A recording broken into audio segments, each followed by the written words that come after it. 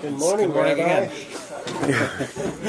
Okay, so we're now in the time period between Zayin Mar Cheshvan and December 5th, where in Eretz Yisrael they've already started saying the same Talmud to the Bracha, and here in Chutz La'aretz we're still saying the same Bracha, which is a unique phenomenon that for this couple of weeks period we have a discrepancy in the davening. That's something which is unique to this time period of the year. It doesn't happen any other time during the year except when we have here in Chutz La'aretz 2 days of Yom Tif where we're davening differently than they are in Eretz Yisrael. But for such a prolonged period of time, this is the only big difference we have in Tefillah depending on where you are, if you're in Eretz Yisrael or you're in Chutz La'aretz. So I'd like to discuss today how this developed and why it is like that, and if this went down, so to speak, without a fight. Meaning, as we know, often in halacha, many things that we do not, we're big machlekes at first, and then only develop into common practice later. So we're going to try to discuss today the origins of this halacha and how it developed to our modern day tefillah. So just take a step back for a minute. We know that on Sukkot, on Shmini Atzeres, the day after Sukkot, we said the Chazan recited what we call Tefillas Geshem, the tefillah where we get ready for the fall-winter season. And at that time, at Musaf on Shmini Atzeres, is when we started saying Mashiv Ruach Amar Geshem, which in Gemara and Halacha, that's called we're being mazkir. We're mentioning the Gevuras HaGeshamim, the strength of Hashem that when He brings forth the rainy, fall-winter season. However, we know we don't start the she'ela, the actual request for rain, until later on in the year. And the Gemara in the Mishnah in Tainus and Daf Yud, which we're starting today on the first page, tells us when is the appropriate time to start asking for rain. The Mishnah has two opinions. The first opinion in the Mishnah, the Tanna Kama, tells us that the time to start asking for rain is Gimel B'Mar Cheshvan, the third day of Mar Cheshvan, which is approximately 10 days after Shmini Atzeres.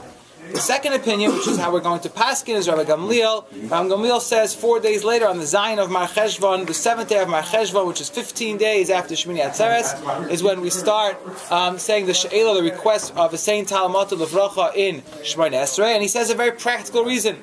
There's no esoteric things over here. It's very practical. The reason is because the Jews went up to be Ola Regal. They went to the Beis HaMikdash in Yerushalayim for Sukkot. Now that Sukkot is over, after Shmini Atzeres, everyone has to travel home. The most distant place that people were going to in the times of when they were Ola Regal was past the Nahar Pras, the Euphrates River. So if you're traveling by foot or by some other primitive form of transportation, it would take you approximately 2 weeks to 15 days to get back home after Sukkot. So we feel the Chazal felt it would be inappropriate that Klal Yisrael should start davening for rain, and then everyone who's traveling home on the way back from Yerushalayim will get stuck in all types of rainstorms and muddy highways and stuff like that. So for practical purposes, although technically we started saying already Mashiv Ruach Amar Geshem after Sukkot, so we're mentioning already the Gevuras HaGeshamim.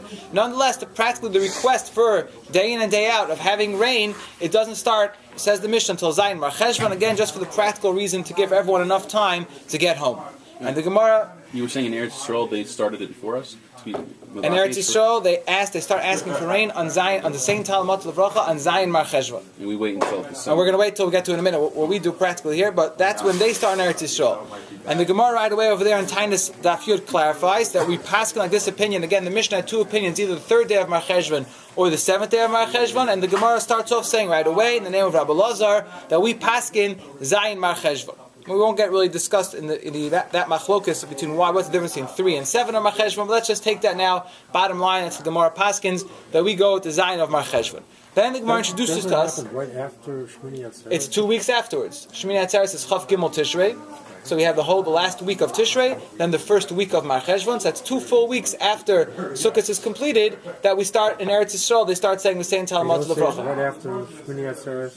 No, the only thing we start saying right after Shmini Atzeres, or actually on Shmini Atzeres, is Mashiv Ruach Amar Geshem, and the second bracha of Shemona Esrei. But the request for rain, in the 9th bracha of Baruch Aleinu in Eretz Yisrael, that only happens 2 weeks after Sukkot on Zayin Mar Cheshvan. Okay, we'll see. There is an opinion that should do right away, but that's not coming from here. We'll get there soon.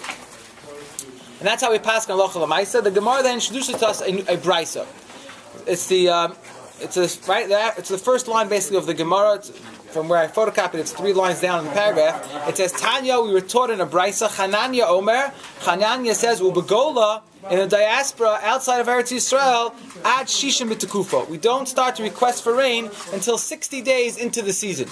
Into the fall season. The fall season starts we'll soon see whenever X is, whenever the fall season starts, 60 days later is when in the diaspora outside of Eretz Yisrael they will start requesting for rain. And the Gemara continues, and the Gemara clarifies this is the halacha, and the Gemara says, the Gemara's discussion of is the 60th day the beginning, or the day after the 60th day, and the Gemara says that this is we actually start on the 60th day itself.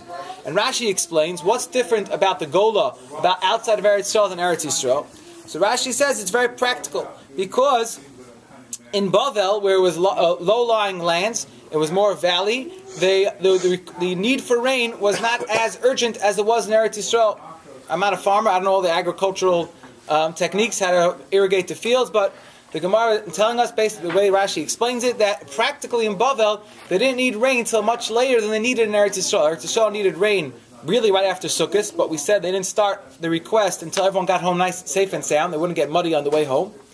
But in Bavel, where the need for rain only was much later in the season, so the Gemara says that they would only start asking for rain later. Again, a very practical reason. When they need the rain, they request it, and as we know, everyone stops the request for rain at the beginning of Pesach. Beginning of Pesach, the first day of Pesach is when we say Tfilas Tal. We bring in the spring season, and that's where the rain stops. So it's just a question of how long is the fall/winter rainy season. Does it start basically right after Sukkot? And therefore in Eretz Yisrael they start saying the same Talmud Levracha on the 7th day of Cheshvan, which is a very easy to remember lunar date, as we always keep the lunar calendar. Or according to the Gemara, the Bryce in the name of Hananiah, and this is how the Gemara paskins, that in your outside of Eretz Yisrael, you have to know when the season starts, which is going to be dependent on the solar date, because the seasons go according to the sun. And after that date, 60 days later is when the rain is necessary to fall, and therefore you'll start the request of the same Talmud Levracha 60 days after that date of when the season begins. So in South America, Okay, we have a world traveler here. We're going to get to anywhere in the southern hemisphere. We'll get discussed later. It seems like from Pashas HaGemara, right? It seems like if you just, again, very practical Gemara. It seems like from the practical explanation of the Gemara, if you're in the southern hemisphere, you got to figure out when the rainy season is, and whenever you need the rain, it sounds like you should do it then. We'll get to that later. It's not a tefillah for Eretz Yisrael. At this point, correct. At this point, it seems like it's not a tefillah for Eretz Yisrael. In Israel, the land of Israel, they daven for rain when they need it, and outside the land of Israel, they daven for rain when they need it. Sounds very at this point. We're not davening for Babylon. Well, okay, excellent question. Jacob's asking an excellent question we're about to get to right now. Rashi and Tosfos both say over here that wherever we are in Chutz La'aretz, we act as if like it was in Bavel. Rashi says, where it's underlined the last line of Rashi, anu noyagim shebekol min hagenu acha b'nei Bavel. This is our custom. Rashi did not live in Bavel. Rashi lived in France in the beginning of the 1000s. And he said we go like the custom was in Bavel, and therefore whether the season was then or not, Rashi doesn't tell us how the rain season worked in France in his day. He just says that's what we do. We do the way they did in Bavel 1,000 years before me in the times of the Gemara. And Tosfos says the same thing. This is the custom. Tosfos says that we start on the 60th day after the season begins, and we do the same thing they did in Bavel. The question begs, as Jacob just asked, a very valid point, which is the Rush's question, and in the bottom of the paper here, on page 1, he says, V'tamani, where it's underlined, the Rush says, I'm very bothered. Lama anu naigin kibnei goyla baha. Why do we act in the way that Bavel acts in this matter? He says, granted that the Gemara was written in Bavel, that's Surah and Pupadisa, all the main centers of Torah at that time were in Bavel, and that's how they established it in their days, but like the Gemara explains, that was very practical, because that's when they needed the rain. If this is only a practical piece of advice when to start requesting the rain, then each and every country, if you're in France, do as the French do whenever they need rain. If you're in Rome, do as the Romans do, and etc. If you're in the southern hemisphere, you should dive in this tefillah whenever it's necessary. And the Rush is very bothered by this, and he says, furthermore, often he says, if it wouldn't, and where he was, at least the Rush is also writing in Eastern Europe, he says that if there would not be rain until 60 days into the season, it's already too late. We're going to miss the crop. The crop needs rain before that. The crops won't develop properly, and it's going to be disastrous for the farmers and for everybody else who needs to eat food. And therefore, he concludes that he was in the city of Provincia, I'm not sure exactly where that is, somewhere either in Italy or in France. And he says that their custom was that they would start requesting the rain in Mar Cheshvan, just like they did in Eretz Yisrael. And the Rosh concludes, V'yashar ma'od be'enai, I think this is the appropriate way to go. So again, we had our Gemara, we had the Mishnah and the Gemara, which clearly made a distinction between Eretz Yisrael. The Eretz Yisrael starts to request on Zayin Mar Cheshvan. In Bavel, we start to request 60 days after the season begins. And that was for a very practical reason of when the rain was necessary. Rashi and Tosfos on the Gemara very clearly said that we go in Chutz La'aretz, wherever we are, like the Bavel, therefore we would start 60 days after the season begins. Comes along the Rosh and is very bothered that it's very practical, so let's just figure it out. Speak to your local meteorologist or speak to your local farmer, figure out when the rain is needed for the crops, and start saying the same Talmud on any day, on any given day for that country, what's necessary. And then he concludes with quoting the custom of the city of Provincia, where they actually, even though they were in Chutz La'aretz, they started asking for rain earlier in the month of Mar Cheshvan. So the Rosh would understand the Gemara Papa is mean for Bavel? Yes. He was only speaking for Bavel, and that's, I mean, all the Rishonim agree that's the explanation of Rav Papa. I mean, even Rashi and Tosfos, but they just to say, but at the end of the day, our custom is like that, and therefore we go with that. But if it's only... How does December 4th relate to that? Excellent question. Don't go away. Stay tuned. The Rosh in Shuvas is more Ma'arich. He goes at a great length to explain his opinion. I've copied here only part of the Tshuva. We already took up a page and a half from page 2 to 3 with the Tshuva of the Rosh. The Rosh in the Tshuva is actually much longer, but here's the story. This is the background. It's the first night of Pesach, and the Rosh is in Shul, and after Ma'ariv, everyone's going around saying Gid Yontif to the Rosh and other Rabbanim, whatever is going on over there, and a discussion opens up. Now, usually where I dive in first night of Pesach, the discussion is how much the matzahs cost, how thin are the matzahs this year, where'd you get your maror from. These are the hot topics that are usually discussed on Pesach night. But the Rosh, this is actually the son of the Rosh, who's the beginning of the Tshuva, the introductory paragraph. He tells us, no, this was not the discussion in the shul of the Rosh on Pesach night. It was before the Seder, after Ma'ariv. Everyone's discussing how poor of a rain they had that past season. And everyone's very concerned that if the next morning in shul, the chazan is going to get up and say Tfilas Tal, and stop the request for rain, we're going to have a hungry year. We're not going to have enough crops because there wasn't enough rain throughout the winter. We need the rain to continue with all the produce to grow. If we're going to stop davening for rain, we might have a very detrimental summer, and we're all going to go hungry. And they were asking the Rosh, what should we do? We need more rain.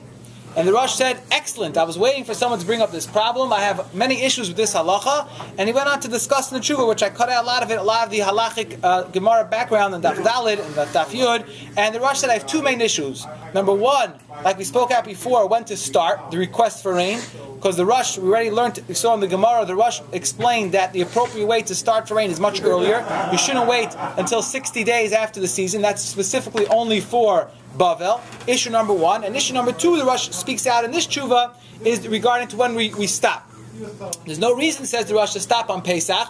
That's only practical. And the Gemara was discussing, which we didn't go through that Gemara right now, but basically it's the same idea. When the Gemara discussed that we should stop requesting for rain on Pesach, it was also a practical thing. In Eretz Yisrael, that's when the rainy season is over, and that's when everything relies on the rain that fell during the winter, and the crops can continue to grow properly. But here in Europe, says the Rosh, where we need the continuous rain, we should not stop the request for rain at Pesach.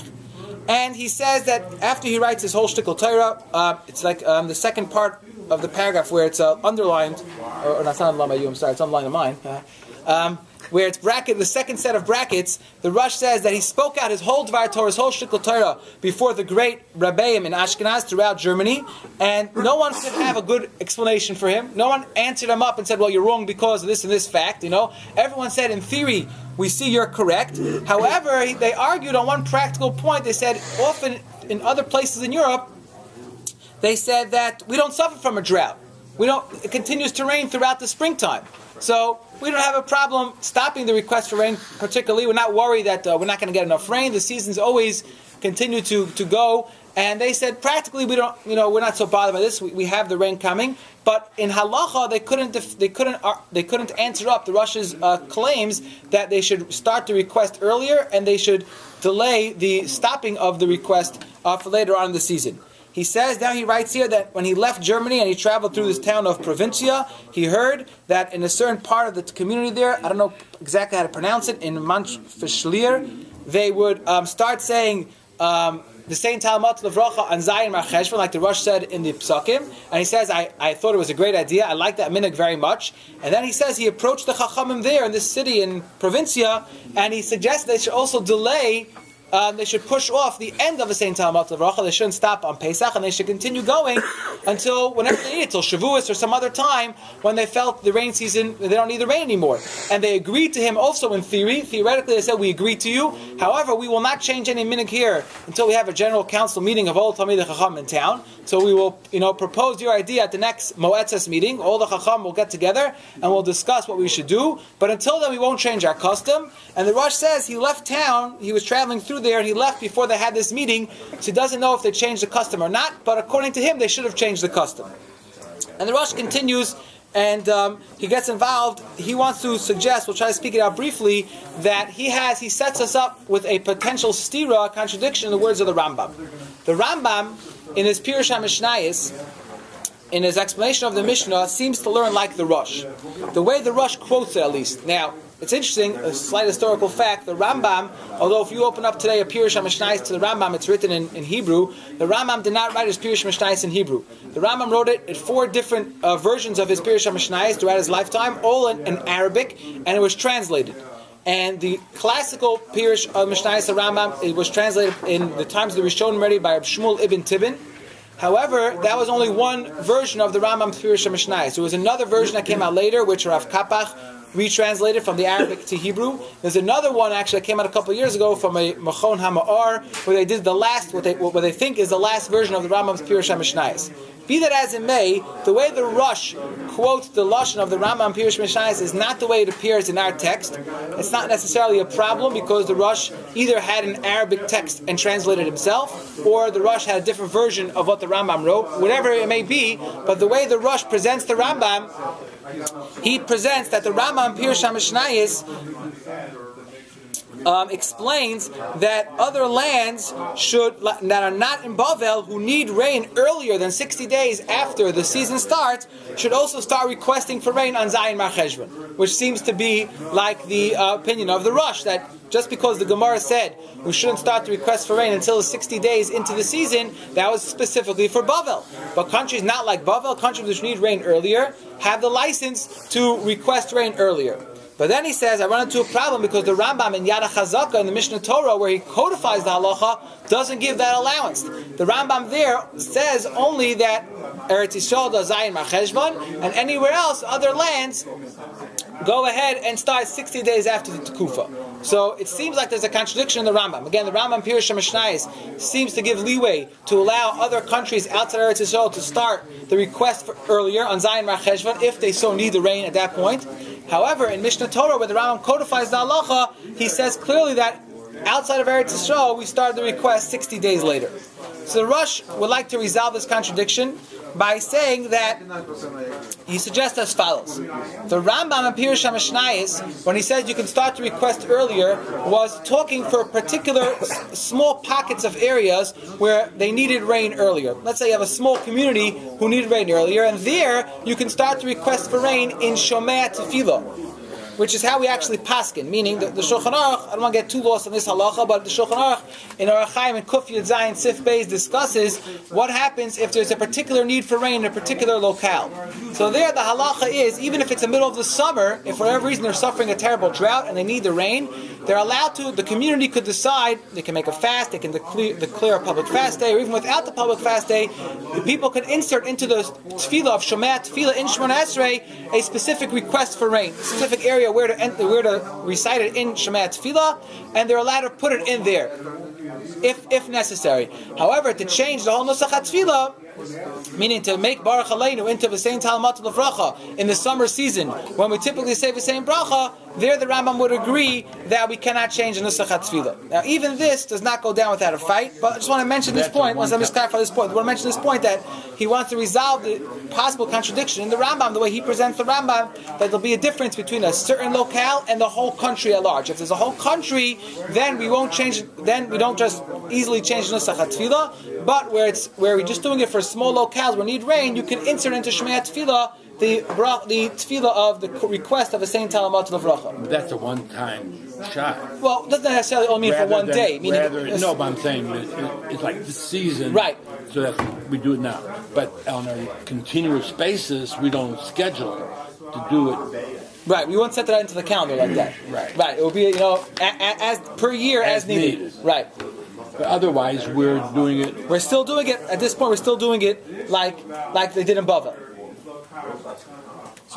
Well, wouldn't you say that the Rambam could be wearing different hats when he's talking in Yad HaZaka and Pirush HaMishnayos? He's not really contradicting himself. One place he's talking like a posek, and the other he's talking just like a commentary. Okay, perhaps. I can't argue with that maybe, he's not coming to give the definitive halacha on Pirush HaMishnayos. It's true, but, if we have a way of resolving the potential contradiction, we'd rather resolve it than just say, that's Pirush HaMishnayos. We would like to believe he's explaining the Mishnayos according to the halacha. But okay, let's just recap so far. Yeah. Would the chiluk be that even on a national, like a country level, you could say in Shema Kulinu, as opposed to saying we're just saying it in Well, he's just discussing. Meaning, he's discussing that we're not going to change it. What he means to say in Pirush HaMishnah is that you could request it earlier, even if a number of communities need it, but you can't. They'll just enter into Shema Tefillah. They're not going to change the whole Nusach Tefillah. Put in the calendar that for always in France they'll do it like this. Okay. But it wouldn't be miyuchad to like a small community. If it could be a bunch of places, right? Okay, but just the question is how we're going to institute it within the tefillah. The Rosh, after a long discussion of all these halachas, and I invite everybody to the shul has a beautiful print of the even nicer one I copied here of the Chuvas Rosh, and it's very lengthy, and he goes on and on to explain it. But he concludes as follows. He says, although I felt that I have proved halachically my position is correct, that number one, we should start the request for rain earlier. We shouldn't wait to 60 days after the season begins. And number two, that we're allowed to, in certain places, extend the date of a Saint Talmud to the Vracha. I have a problem. The Gaonim and the Rif both don't quote like this. They both only quote the Gemara of Bavel that you have to go wait till 60 days after the season begins. And therefore says the Rosh, although I can scream my head off from today to tomorrow, I will not change the halacha because I will bend, I will be a machniya myself, I'll be submissive to the previous poskim, the Rif being the king among them, and therefore, although rationally I think I'm correct, says the Rosh, I will not change the halacha because the great Rabbanim before me, the Rishonim before me, did not change the halacha, therefore I'm hesitant to change the halacha as well, and therefore the Rosh concludes, he did not want to make groups, agudos, he didn't want to make, different fractions of what different shuls were doing throughout Europe, and therefore he said, I want to keep the standardized practice, even though from today to tomorrow I can rationalize what the halacha should be, but if the great Rabbanim before me didn't want to change the halacha, says the Rosh, I will not change the halacha as well. How do you account for the minhag in Provence, which is different from the minhag? Okay, excellent point. The Rosh never told us, I was thinking of that question, meaning he's asking that Lamaisa, the Rosh told over that there were certain cities, like in the city of Provencia, that they did say Zayin Mar Cheshvan. But the Rosh didn't tell us is who made that minhag. I don't know how that minhag started. I don't know if it was started with an appropriate cheshbon of rabbinic authority. Maybe the people sort of adapted by themselves, because the Rosh never backed himself up saying, well, the Rif is against me, but the Chachmei Provencia, led by ... had, went like me. So I can, for some reason the Rosh didn't tell us who they were. That led me to believe, this is my own assumption, that he couldn't find proper rabbinic backing for that custom, although he felt it was correct and he understood it logically, but since the Rif and the Gonim weren't going like that, he didn't dare want to step on their toes, and he just left it as is. But if he thinks it's a minhag tolos, he's not going to bring it as a sniff to the... Well, he wants to support, he's saying, look, it's good for me that there's other places like this because I can understand this and I think it makes a lot of sense. But halacha l'maisa, bottom line, it's an amazing humbleness of the Rosh, where he feels that he's very correct, and the Rosh, it was one of our tremendous places that we go with often, and he's not afraid to say halacha. But here, to step on the toes of the Rif without backing of other Rishonim, he says, I won't do it, even though from today to tomorrow, I think I feel I have all the proofs in the world. Yeah. If we take the Rosh to its logical extent, could we say, like, when we make Havdalah and it's like Yontav during the week, shouldn't we change the Nusach to comport to the way the actual time is? Meaning, instead of saying, Mavzo Bein Sheish Mei Bereishis, like, saying between 6 days of the weekend, when you're saying it for Yom Tov? That's a good question. Right, okay. Stay tuned for the Shir on Havdalah.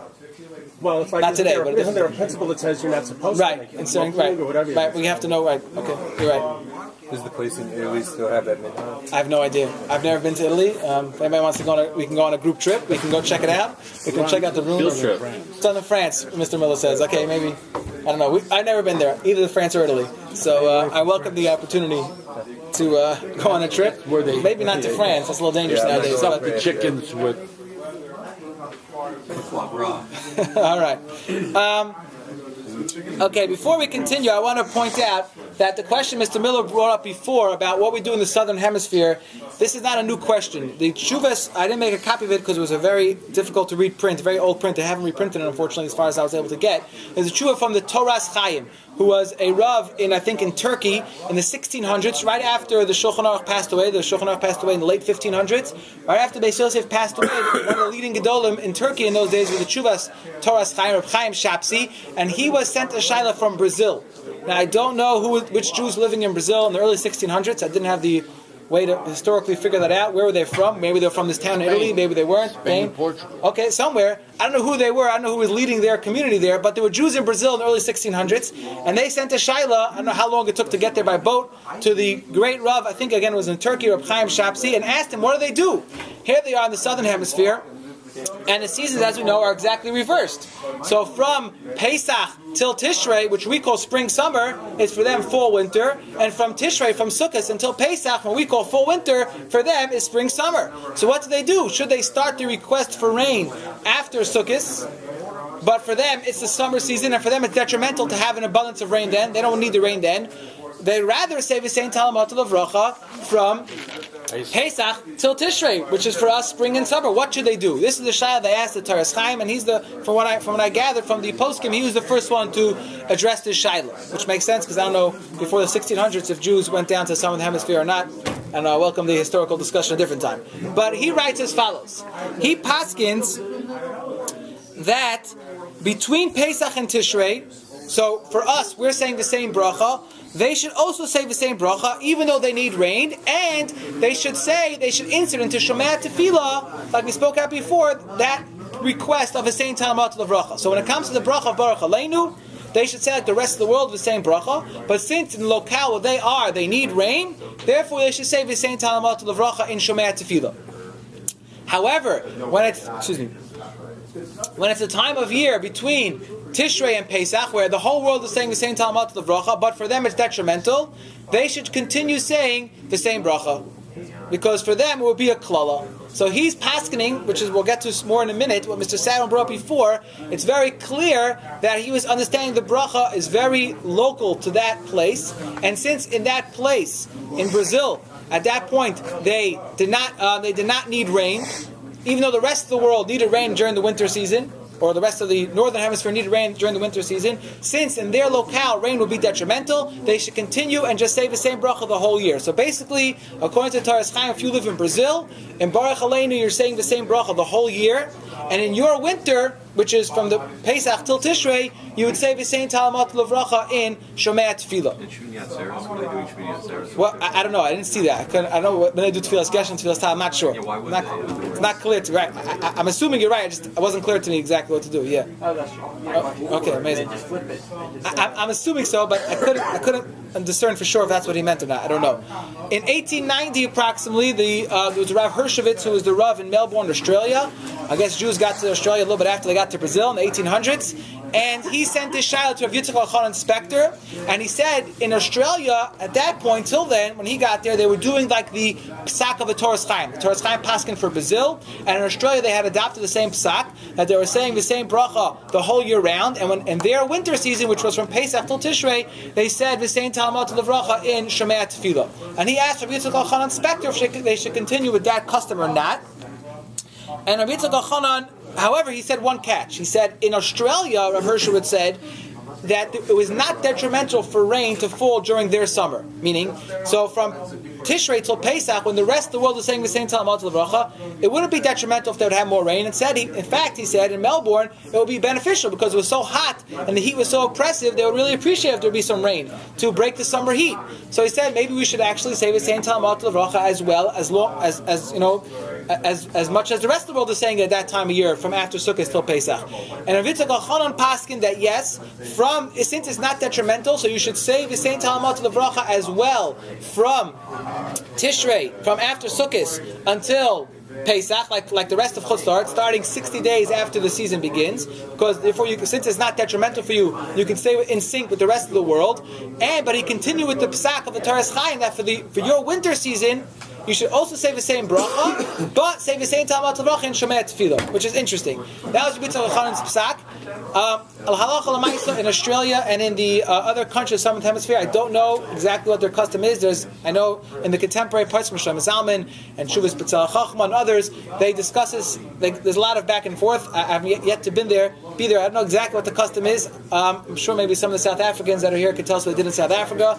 But this is some of the background for that shaila of what we do. Now, there's one question which unfortunately no one asked me yet, which is okay, now I get to ask the question. When the Mishnah said, let's take a step back. Let's go back to Eretz Yisrael now. So until now we focused a lot on Chutz La'aretz, and we'll get to soon how we get to December 4th and December 5th. Before we get there, there's a more basic question. The Mishnah said that in Eretz Yisrael, we begin with saying Talmud Levracha on Zayin Mar Cheshvan. Why? So that the people who came to be Ola Regel, came to Yerushalayim, have enough time to get back home. Now, when was the Mishnah written? The Mishnayos were composed after the Beis HaMikdash was already destroyed. The Rishonim, Rashi, and Tosfos are all discussing post Beis HaMikdash era. So why are they passing this halacha for Eretz Yisrael that they should only start requesting for rain on Zayin Mar Cheshvan? They should start asking right after Sukkot. There's no mitzvah of Aliyah Regel anymore nowadays, unfortunately. So, if the rainy season could technically begin right after Sukkot, and the only reason why the Mishnah said we should postpone it was practically to allow the people to get home, and they shouldn't get muddy on the way home, so let's start right away nowadays after Mar Cheshvan. So there's a lot of discussion about this, but one answer I wanted to focus on, which was the Ran, I think is a beautiful answer. The Ran, which is on page 3, towards the bottom, the Ran says, a couple lines on the bottom, it says there, Tzarech Lomar, he has to explain because Rabban Gamliel was telling us that even after the Churban, in the times of the Mishnayos, in the times of the Gemara, and the Ran writes, even in my days, in the times of the Rishonim, Gam Hayom, many Jews still had the custom of going up to visit Eretz Yisrael for Sukkot and Pesach. This is not a new custom of rich Americans going to Eretz Yisrael for Sukkot. This is a custom the Rishonim did, and the Ran suggests that the Tanaim and Amoraim who were able to, obviously depend on the historical background. Sometimes Jews were not able to go physically to Eretz Yisrael, but in the years they were able to, it was very customary, even in those times, for Jews to travel to Eretz Yisrael for Sukkot, and therefore, same practical reason, we want to get people enough time to get back home. And therefore, we postpone, even till today, the saying of a Saint Talmud Levracha in Eretz Yisrael until Zayin Mar Cheshvan, to give us Americans or other Chutz La'aretz people who went to visit Eretz Yisrael enough time to get home and not have any rain delays. Alright, I think it's just a nice, beautiful thought, what to think about why the halacha stayed as it is. Okay, one more point before we get to... Yeah. You say it's like... the Karban Omer and Yashar, they were thinking that the Beis HaMikdash was going to be rebuilt any day. And they wanted to keep that. Right. Similar line of thinking, Michael suggested that the halacha is for Omer also the same halacha, because people shouldn't say, okay, about all the parameters there, people shouldn't say, last year we did like this, so we'll assume to do this as well. So we don't want to train people to be in a non-Beis HaMikdash mindset. We want to keep that base... Right. Okay, that's true. But the conceptual idea, that we want to keep people in the Beis HaMikdash mindset that Be'ez Hashem at this time next year we'll have the Beis HaMikdash, will be back in business as regular, so we want to keep it as status quo, what Allah always is. Okay, similar to what the Ran is suggesting. The Netziv in his Chidushim on Masechtas Taanis points out something very interesting. He says, why is it that we picked Bavel as the example for where we should start in Chutz La'aretz, where we should start saying the same Talmud Levracha. So typically, the typical answer, if you would have asked me before I saw the Netziv, was that practically, in the times of the Gemara, most Jews who had left Eretz Yisrael settled in Bavel. That's true, but the Netziv says it's a step more than that. He says that which in Bavel we do the she'ela, the request for rain of the same Talmud Levracha, based on their needs, is because first of all, he says, that season lines up with the rainy season in Eretz Yisrael. It's true, Eretz Yisrael needed rain earlier, but the Bavel season is contained, the rain season of Bavel is contained within the season of Eretz Yisrael, and therefore we could start to request then, as opposed to a place in the southern hemisphere. But then he says something very beautiful. He says, it's a kavod, we're giving honor to the Medinas Bavel. Why should we give honor to Medinas Bavel? I mean, nowadays there's no Jews there. He says, because Lamaisa, at the end, if you look back in history, Torah Shabbal Peh flourished in Bavel for hundreds of years, till close to the year about 900, around there, when the yeshiva closed down in Surah and Pumbedisa and Nahardai. But until then, Torah really flourished throughout our history in Bavel, and it's the kavod for the respect that is due from us to the country of Bavel. Therefore, we established a custom like they did in Bavel. Something to think about, how much respect we have to have for the modern day country of Iraq and Iran. I'm not sure, but at least for why it was established like that, and it seems to suggest because there's something, there's an aspect there of Kavod Torah, because that is where Torah Shabbal Peh really had its firm beginning. Okay. Probably that even after after those places were no longer standard, that's why they were miyasit. That's why it was miyasit like that. That's why they were miyasit like that. And he doesn't say not like that. I mean, you're right. He doesn't say, and therefore we always continue like that. But at least that's the way it was miyasit like that because of the Kavod of Bavel, and that might be a way to begin the discussion of why we should continue like that nowadays. Okay, now let's get to what we do nowadays. We open up a calendar, we're here in the Chutz La'aretz, and sometimes the calendar will tell us to start St. Talmud Levracha on December 4th, December 5th, December 6th. Where does that all come from? Okay, so let's do a quick history background. The Avudraham, who's towards the end of the Rishonim, which is quoted by the Beis Yosef and Simon Kuf Yud Zayin, says the following. I didn't copy it. I'll read the words for you as follows. The Kasav Rav David Avudraham, the Yom Shishin, the 60th day of the season, after the season begins. When does it come? Says Avudraham. Yavo comes B'chaf Beis May Novemberi. On the 22nd day of November. Im Haya also February, if that February was Chaf Ches Yom, 28 days. However, he writes, if that February was 29 days, then we start the request on the 23rd day of November, because he writes at the Kufa of Tishrei, that season always begins 7 days before the month of October.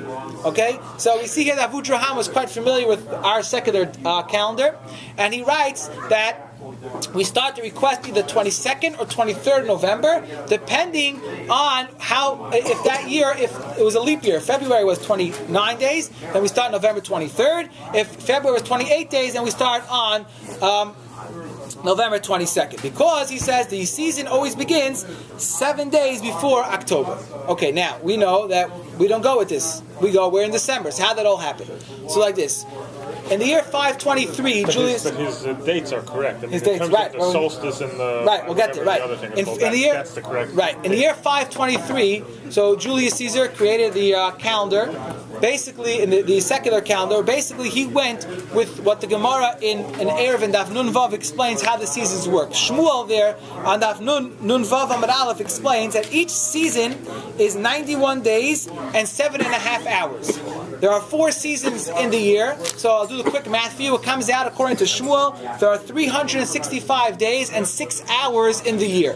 Now, that cheshbon of Shmuel is a little bit oversimplified, because really, What were you saying? 5 Julius was in 523. Not Julius Caesar. Well, Julius, whatever his last name was. 523. Julius, whatever his last name was. He set up that calendar in 523, Julian calendar, right? So, again, so he's going based on the same thing that our Gemara tells us in the name of Shmuel, that every year is 365 days and 6 hours. However, there's a slight discrepancy, because really, if you get out your calculators, really the solar year is 365 days. I wrote this down because I couldn't remember it. 365, 5 hours, 48 minutes, and 46 seconds. A discrepancy of 11 minutes and 14 seconds. So, what the Gemara, so to speak, said in the name of Shmuel was oversimplified. The Chidah in the Sefer Machzik Bracha speaks about this Barichas and explains that, of course, Shmuel knew the exact cheshbon, and he explains Shmuel just gave us this number because it was rounded off and it's easy for us to remember. Okay, be that as it may, the real calendar, the solar cycle, again, is 365, 5 hours, 48 minutes, and 46 seconds, a discrepancy of 11 minutes and 14 seconds. So what happened was, in the year 1582, the pontiff realized that they were way off the calendar, because at that point, they had already, it had passed already 1,000 or so years, and with a discrepancy of the 11 minutes and 14 seconds every 128 years, we ended up being 1 day off in the cycle appropriately. So therefore, in 1582, the church established that we're going to skip. On October 4th, they made an announcement. I don't know exactly how it went, but basically it went like this. Tomorrow will not be October 5th. Tomorrow will be October 15th. And then, hence the Gregorian calendar was born. So the Avudraham and the Beis Yosef were discussing the dates in November and October. They were going in the Julian calendar because that was what the Beis Yosef had in his day. He was before the Beis Yosef passed away in the mid 1500s, before the Gregorian calendar was invented. So before the seasons, before the calendar changed, Avudraham's dates and the Beis Yosef's dates were 100% correct. So now we are post-Gregorian calendar. So it happens like this. It's a little complicated, but the basic idea, the way, this wasn't really, they didn't teach this to me in Gemara class, so I didn't pay such careful attention in world history how this worked. But the basic way I understand it was that in 1582, when they reestablished the calendar, they wanted to avoid the problem from re-happening again later on. So they made a whole cheshbon that every 4 years would be a leap year, so you would catch up that extra day. But every year, which was divisible by 100, meaning the century years, they would, if that would be supposed to be a leap year, they would skip that leap year, except if the century year was divisible by 400. So, for example, in the year 1600, although it was a century year, they had a leap year. In the year 2000, which just was, it was a leap year, even though it was a century that should not have been a leap year. But again, keep up this cheshbon. If you got the equation, great. If not, it's difficult. Fine, but that's the basic idea. Okay. How does this affect Shabbos? Shabbos doesn't affect Shabbos at all. Days of the week. It was the calendar. It was the calendar of the calendar date, but it didn't affect the days of the week. Meaning, let's just say, for example, for argument's sake, let's say October 4th in 1582 was Tuesday. When they skipped and said it was October 15th, it was still the next day was still Wednesday. They didn't change the calendar. They didn't change the days of the week. They went from Tuesday to Wednesday. They just changed. In your checkbook, you kind of missed 10 days. Went from October 4th to the 15th. There was no. That was the phantom days. Okay, let's take it as it is. There was a day lost. How did that affect? There's no day of the week lost. It went from Tuesday to Wednesday. The days continue. Just they adjusted the calendar dates in order to fit in that the March 21st solstice should be appropriately lined up with the season. If you look on page 4, the base what I just spoke out was summarized very nicely in the Sefer Time and Hagim. He gives it. That's where I learned a lot of my history nowadays, not from my high school books because I don't have them anymore. But in Sfarim, that's where they really sum it up nicely. This basic cheshbon. All right, so that's how we get to our dates now. Now, what happens is, in our modern calendar, the season is always going to be October 7th in a non-leap year. 60 days after October 7th is going to be December 5th. In a leap year, the fall season begins on October 8th, and therefore will go to December 6th. That's all going to be to the year, until we get to, I think, if I got the math correct, I think in the year 2400, if Chas Shalom Mashiach's not here yet, or maybe 2200, 2100? Okay, thanks, Michael. Thanks for doing the math. Right, extra, right. So there, again, we'll have to shift up one day. It'll be either December 6th or December 7th when we start saying Talmud to the Vracha. They have to print new siddhs, but Mashiach will be there by then, Be'ez Hashem, so we won't have this problem and everyone will know exactly what to do. And we'll all be in Eretz Yisrael, so we'll go on the cheshbon of Eretz Yisrael. That's the basic backdrop. I just want to end off with one shmak of Vart, which really fits in well to what we're saying.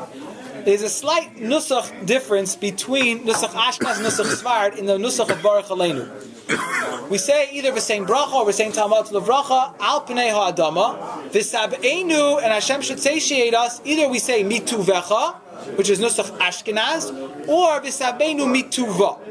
The Rosh in Shuvas, which is quoted by the Magen Avraham and Arachaim, which is the bottom of page 4, is very clear and very strong that the appropriate nusach is v'sabeinu mituvecha, which article translate that Hashem should satiate us from your bounty. As the Eli Rabbah explains, what's the difference between tuvecha and tuva? Tuvecha means from Hashem's bounty. Tuva will be going back on the year, and therefore it sounds like we're asking that the year should give us the bounty. Therefore, nusach Ashkenaz says v'sabeinu mituvecha, and nusach Sfard says v'sabeinu mituva, and they have other ways of explaining it. Now, this is where the catch is. The Vilna Gaon, who is usually we ascribe to the Spitz, Litvak, Hishmidam Nusach Ashkenaz, he changed here the Girsa and went with the Nusach Sfard Girsa of V'sabeinu mituva. And the Balatanya, who we would think like to daven Nusach Sfard, but really he goes with his own siddur, put it back V'sabeinu mituvecha. Now, why did the Goin change it to V'sabeinu Mituva? And this is a fascinating point. So, Rav Kotler, whose yahrzeit was yesterday, the Shlomo Shav and Aliyah, and others say the Vard is as follows. What shot in the Vilna Gaon? This is the last page. He wants to say it's really a machlokes l'shitasa. The Rosh, who we said previously, was of the opinion that really the halacha should change. Really the Rosh held the halacha should be that whatever locale we're in, we should say v'sein ta'amat l'vracha depending on our season. If we need the rain, we should say it earlier. If we need it later, we should say it later. Even though the Rosh Lamaisa didn't go with that, but he understood that the bracha is really configured to each and every locale. Therefore, he said, "V'sabeinu mituvecha." We want each and every land to be satiated from Hashem's goodness at its appropriate time. The Vilna Gaon said, "V'sabeinu mituva." It says Rav Kotler and the Pirush Iyun HaTfilah and the Siddur Eitzah HaTfilah brings it down as well.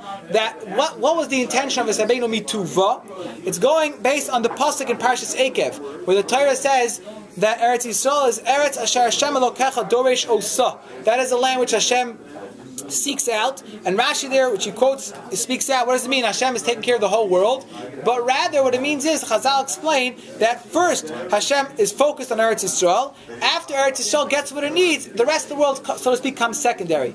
So says the Vilna Gaon, you should say V'sabeinu mituva. Why? Because we want to get the bounty through Eretz Yisrael to us. Everyone here in Chutz La'aretz is only getting our bounty through the bracha that Hashem bestows upon Eretz Yisrael. Says the Vilna Gaon, we should dafka v'sei v'sebeinu mituva to be reminiscent of this pasuk of Eretz Asher Hashem Elokecha Dorish Osa. So really, the bracha Baruch Aleinu has a lot to do with the Jews in Eretz Yisrael, even though here we're in Chutz La'aretz, and we need the rain here also, but we know that our rain is only coming through the merit of what the Jews in Eretz Yisrael could get. So although we're going to start the tefillas later than the Jews in Eretz Yisrael, for a practical reason of that in Chutz La'aretz we don't need the rain right away, but since we acknowledge the fact that we're only zchus we have to get the bracha from Hashem is through Eretz Yisrael, therefore says the Vilna Gaon, we should say v'sabeinu mituva. He has other ayes to it as well. I invite you to read it in the Mishnah Sarbarn, and thank you very much for coming. We shall be zoche to have a healthy and gesund winter. Amen.